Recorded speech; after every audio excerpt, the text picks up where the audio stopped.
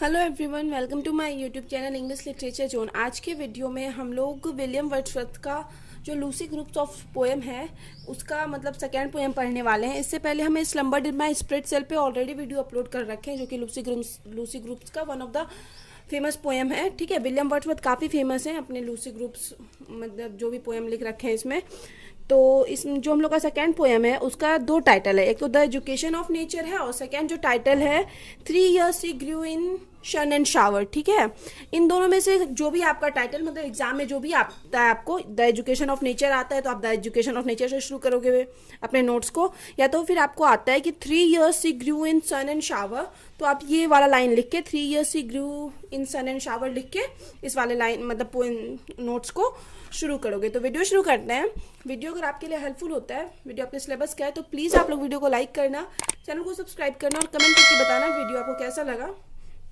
तो वीडियो शुरू करते हैं। द एजुकेशन ऑफ नेचर, जो द एजुकेशन ऑफ नेचर है, फिर से हम बोल रहे हैं कि ये अगर आपको अगर एग्जाम में 3 years she grew in sun and shower लिखा हुआ होगा ना, तो वो चीज़ यहाँ पे लिखिएगा। इज ए पोएम, एक पोएम है रिटन बाय विलियम वर्ड्सवर्थ, जिसको किसके द्वारा लिखा गया है? विलियम वर्ड्सवर्थ के द्वारा लिखा गया है। Wordsworth was one of the greatest romantic poet in English literature, English literature के वन ऑफ द ग्रेटेस्ट यानी महान पोएट के रूप में जाने जाते हैं Wordsworth. The period from 1798 to 1830 is known as the period of romantic literature. Romantic literature का पीरियड कौन सा माना जाता है? 1798 से लेके 1830 तक का पीरियड रोमांटिक लिटरेचर के नाम से जाना जाता है।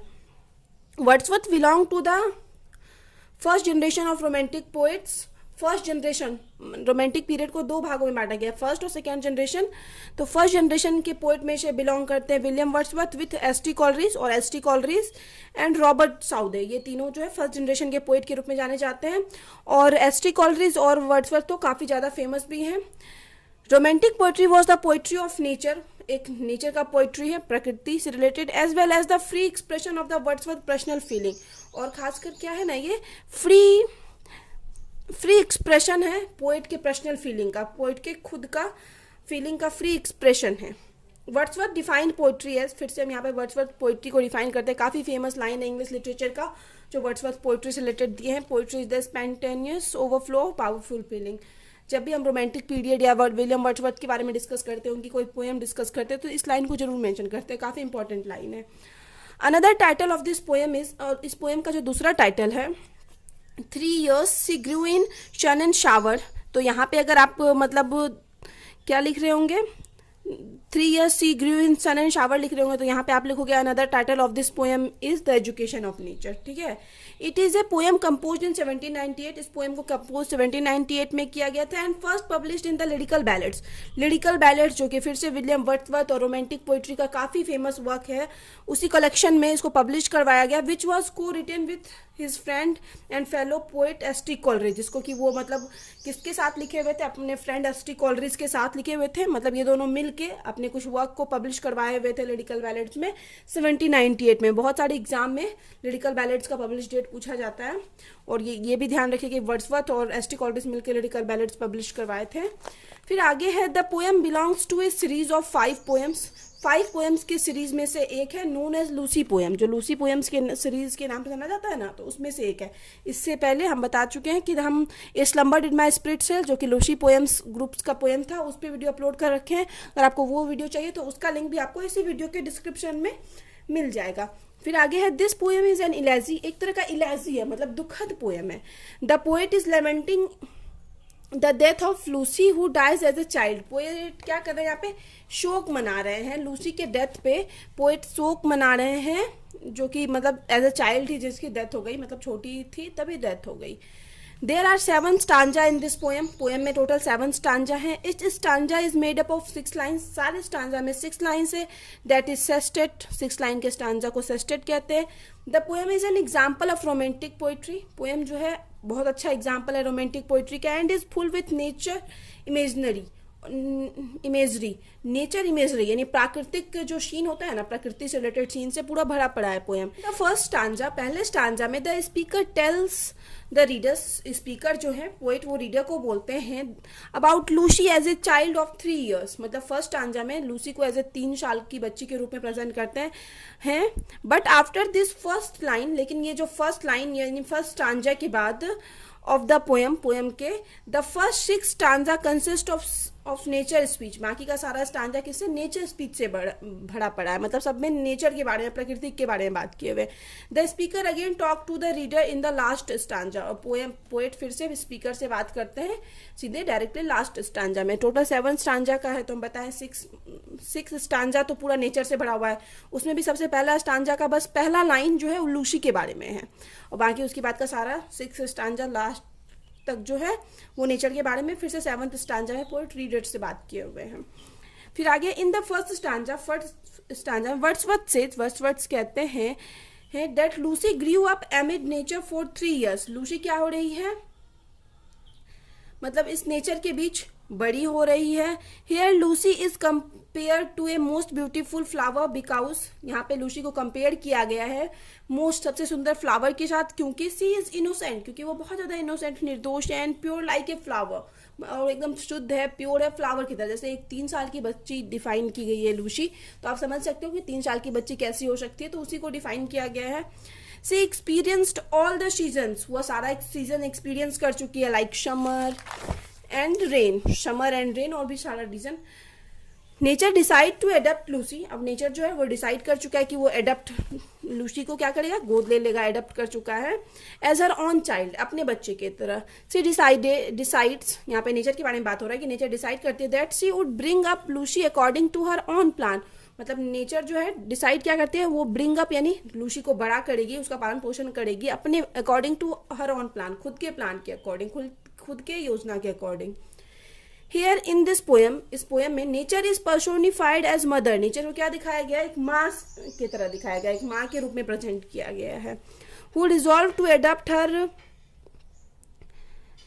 Adapt rear and educate her child, तो जो कि मतलब क्या करती है, रिजॉल्व यानी जो संकल्प लेती है कि वो लूसी को मतलब एडप्ट, एक तो उसको एडप्ट करेगी, मतलब उसको अपने साथ रखेगी, रियर और उसका पालन पोषण करेगी, और एजुकेट करेगी हर चाइल्ड लूसी को, ठीक है, अपने बच्चे लूसी को, इन हर ऑन नेचुरल वे, और अपने एक नेचुरल तरीके से, as oppose to the artificial life, जो कि बिल्कुल अलग होगा इस आर्टिफिशियल लाइफ, जैसे हम लोग का नॉर्मली होता है ब्रिंगअप, मतलब जैसे हम लोग बड़े होते हैं उससे बिल्कुल अलग होगा वो आर्टिफिशियली लाइफ से, ऑफ सोसाइटी के आर्टिफिशियली लाइफ से बिल्कुल अलग होगा, जिस तरह से लूसी को बड़ा किया जाएगा। इट शोज, यह हमें दिखाता है Lucy's affinity and oneness with nature, या लूसी मतलब दिखाता है कि लूसी कैसे जुड़ी हुई है नेचर से, कैसे नेचर भी नो डाउट उसको बहुत ज़्यादा मतलब उसकी तारीफ कर रहा है, उसका पालन पोषण करना चाह रहा है, तो ये चीज़ मेनली दिखाता है। फिर आगे इन द सेकेंड स्टांजा, दूसरे स्टांजा में नेचर सेज दैट, नेचर कहता है that Lucy will grow in her company, कि लूसी उसकी कंपनी में बड़ी होगी, among the rocks and plants के बीच, which we can see in this lines see in this lines of the poem, जो हमें इस लाइन्स में देख सकते हैं, ये पोएम का फिर से कुछ लाइन लिए हुए हैं। दिस नेचर इमेज, ये जो नेचर का इमेज है, दृश्य है प्रकृति का, शो दैट दिखाता है Lucy will grow up close to nature, की लूसी जब बड़ी हुई तो वो नेचर से क्लोज होके हुई, and she will get the knowledge of nature, और उसके पास नेचर का सारा मतलब नॉलेज पाई वो नेचर का। This knowledge will make her powerful to inspire to control others, यह नॉलेज जो है उसको, यह ज्ञान काफी पावरफुल बनाता है और दूसरों को इंस्पायर करने की भी प्रेरणा देता है। फिर आगे है इन द थर्ड स्टांजा, अब तीसरे स्टांजा में द नेचर सेज, नेचर कहता है दैट इन हर कंपनी, कि उसके कंपनी यानी उसके साथ रहकर Lucy will be A supportive person, Lucy एक सपोर्टिव पर्सन बन जाएगी, मतलब एकदम जो अंदर से मतलब चंचल हो, खुश हो, वैसा सपोर्टिव पर्सन बन जाएगी। Person just like fawns that is the young deer, fawns की तरह, फॉन्स क्या होता है, डियर का छोटा जो बेबी होता है ना, उसको फॉन्स कहते हैं, तो बिल्कुल उसकी तरह हो जाएगी। डांसिंग इन ओपन नेचर, और बिल्कुल उसके तरह ही पूरे ओपन नेचर, मतलब जो खुला हुआ वातावरण है नेचर का, उसमें डांस करेगी बिल्कुल छोटे हिरन की तरह। She will know all the beautiful place in nature, वह नेचर के सारे ब्यूटीफुल प्लेस को के बारे में जानेगी, लाइक जैसे कि द माउंटेन्स, रॉक्स, फील्ड, इन सब के बारे में लूसी को पता होगा, और इन सब के बीच लूसी क्या करेगी, डांस करेगी, इधर से उधर करेगी, कैसे, बिल्कुल फॉन्स के तरह जो मतलब डियर का छोटा बेबी जैसे करता है, उछल कूद मतलब क्रीड़ा करता है, एक तरह से खेलता है। By living close to nature, nature के क्लोज होने के कारण, रहने के कारण, she will get the knowledge of each and everything belonging to nature, तो नेचर से रिलेटेड हर चीज़ का नॉलेज होगा उसको, नॉलेज मिलेगा उसको नेचर के से रिलेटेड होने के कारण। 10 इस प्रकार this line profound the theory of education of nature. तो ये लाइन हमको क्या करता है, क्लियर करता है एजुकेशन ऑफ नेचर वाला थ्योरी को, ये क्लियर करता है। इन द फोर्थ स्टांजा में the poet says that the clouds, कि जो क्लाउड्स हैं, बादल हैं, that swims across the sky, जो स्काई में स्विम कर रहे हैं, तैर रहे हैं इधर से उधर, will give their beauty to Lucy, वो भी अपना ब्यूटी क्या कर चुके हैं, लूसी को दे चुके हैं। इन अदर वर्ड्स, वहीं दूसरे शब्द में, clouds teach her the lessons of stateliness and majesty. तो वो जो क्लाउड्स हैं वो किस चीज़ का लेसन सिखाते हैं, पार्ट सिखाते हैं लूसी को, स्टेटलीनेस यानी भव्यता एंड मजेस्टी यानी वैभव का पार्ट सिखाते हैं। वर्ड्सवर्थ कहते हैं that even the storm will act as a guide, क्यों जो स्टॉर्म होता है, तूफान होता है, वो भी एक गाइड की तरह वर्क कर रहा है, काम कर रहा है। Lucy will learn the gracefulness, Lucy क्या करती है, उससे क्या सीखती है, ग्रेसफुलनेस, आकर्षणशीलता सीखती है, ऑफ द मोशन की गति की आकर्षणशीलता, फ्रॉम द स्टॉर्म से, तूफान से। इन अदर वर्ड्स, वहीं दूसरे शब्द में, both the beautiful and terrible in nature helps to mould the character of Lucy. जो ब्यूटीफुल मतलब नेचर, इन दूसरे शब्दों में जो ब्यूटीफुल नेचर होता है, नो डाउट जो फ्लावर होते हैं, माउंटेन्स होते हैं, जो सुंदर होते हैं, और वहीं दूसरी तरफ क्या होता है, एक तरह से नेचर क्या होता है, टेरिबल, भयावह भी होता है, जैसे स्टॉर्म की बात की जाए, तूफान की बात की जाए, वो सब क्या कर रहे हैं, नेचर हेल्प कर रहे हैं, मदद कर रहे हैं, to mould the character of Lucy के कैरेक्टर को माउल्ड यानी बनाने में। ठीक है, आगे है, all this things in nature, कि ये जो नेचर में ये सारा चीज़ है, will provide her honour and grace, उसको ऑनर और ग्रेस, सम्मान और कृपा मतलब प्रदान करते हैं। That will make her a beautiful and silent maiden, जो उसको ब्यूटीफुल और साइलेंट मैडन बनाता है, एक सुंदर लड़की। ठीक है, the stars of midnight shall be dear to her, this is the first line of the fifth stanza. ये जो है लाइन फिफ्थ स्टांजा का पहला लाइन है। थ्रू दिस लाइन, इस लाइन के जरिए द पोइट सेज, पोइट कहते हैं that Lucy will enjoy the site of स्टेरी sky. Lucy जो है स्टेरी स्काई मतलब तारों से भरे हुए स्काई के साइट दृश्य को एंजॉय करती है एट मिडनाइट, वो भी आधी रात को। सी विल बी एग्जूस to listen the magical sound, वो मतलब उस जादुई साउंड को सुनने के लिए काफी एग्जूस यानी उत्सुक है। Coming from the distance play made by streams, जो धाराओं मतलब दूर से आवाज आ रही है धाराओं की, नदी के धाराओं की, उसको सुनने के लिए काफी उत्सुक है। द पोएट सेज, पोएट कहते हैं that the stream of flows irregular and creates gentle murmuring sound, कि वो स्ट्रीम जो है इरेगुलर रूप से बह रहे हैं और एक मर्मिंग साउंड, बड़बड़ाहट की आवाज निकाल रहे हैं, जिसको सुनने के लिए लूसी काफी उत्सुक है। He wants to say that, वह कहना चाहते हैं, this natural things will give Lucy all the secret knowledge of nature, की यही जो नेचुरल थिंग्स है वो लूसी को सारा नेचर का नॉलेज दे देगा। And all things will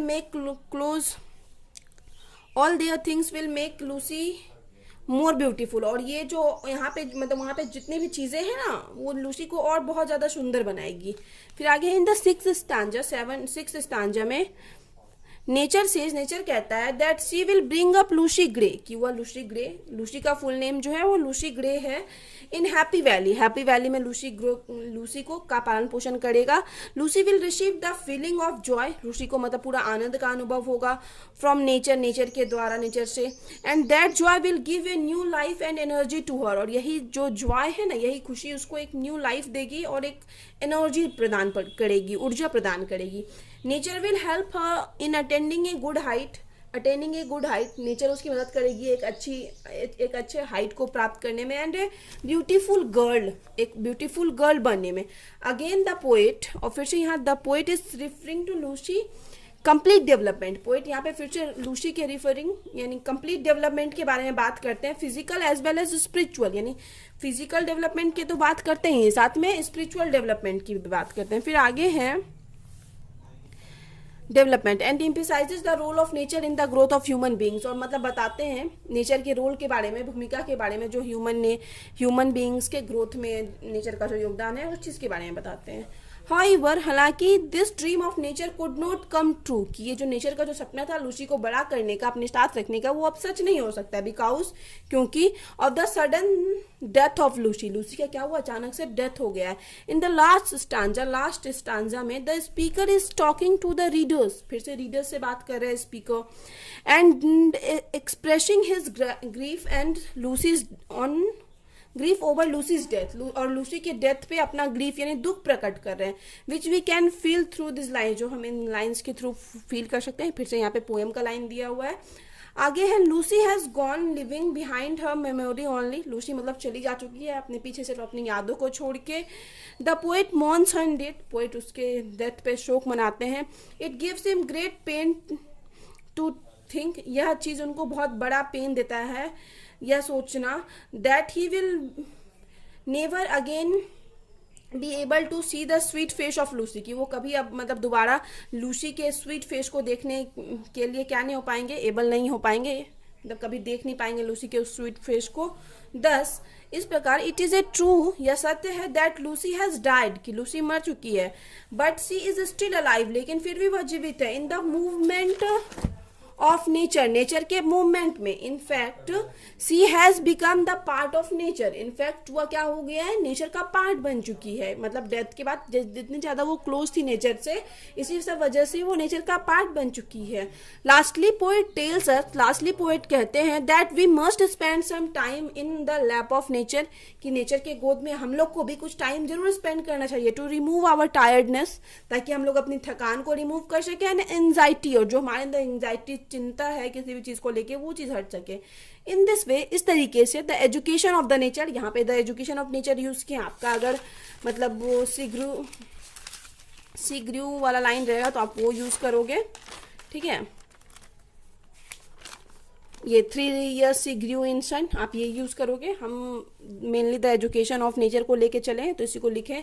is an elegy, एक दुखद पोएम है, इन विच एक मतलब दुखद घटना को दिखाता है, in which nature as well as the speaker, जहाँ पे नेचर मतलब प्रकृति और साथ ही साथ स्पीकर जो पोएट है, इज लेमेंटिंग मतलब क्या कर रहे हैं, शोक मना रहे हैं, the ultimately and tragic death of the child Lucy grey, Lucy grey के अल्टीमेटली मतलब अचानक से सडन डेथ के होने की वजह से वो लोग सब क्या कर रहे हैं, शोक प्रकट कर रहे हैं, ठीक है। यहाँ पे वीडियो खत्म होता है। वीडियो आपके लिए हेल्पफुल है तो प्लीज आप लोग वीडियो को लाइक करना, चैनल को सब्सक्राइब करना और कमेंट करके बताना वीडियो को कैसा लगा। मिलते हैं नेक्स्ट वीडियो में नेक्स्ट टॉपिक के साथ।